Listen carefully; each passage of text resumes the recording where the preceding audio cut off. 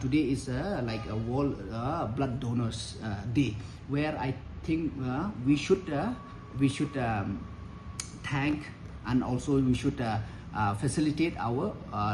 regular donors who have really from time and again who have come forward and donated blood and saved life. So that's why I told them that we should take this opportunity where this kind of program should be held either in market area or either in colleges, where people should know and they should see and take motivation out of those people who have really regularly have donated blood, and they should take the opportunity to give awareness that there is no side effect in giving blood. We should take this to the public,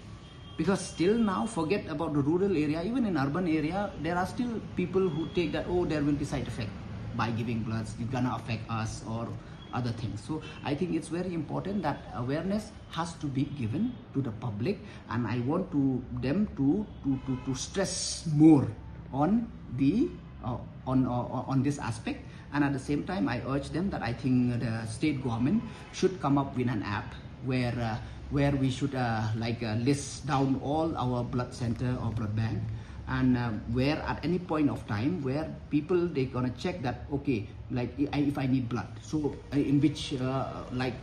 this is my location, so nearby me where I can get blood. So easily they can approach there, they can call contact number, and at the same time there should be all the information of the regular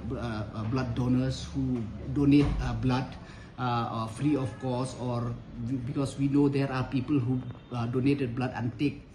some amount also for like as a support for themselves. So all those details will be put there, so at any point of time if anybody need anything, so they can always go through that app, they can get help. So I asked the department also to please come up with such a kind of app where gonna help the general public.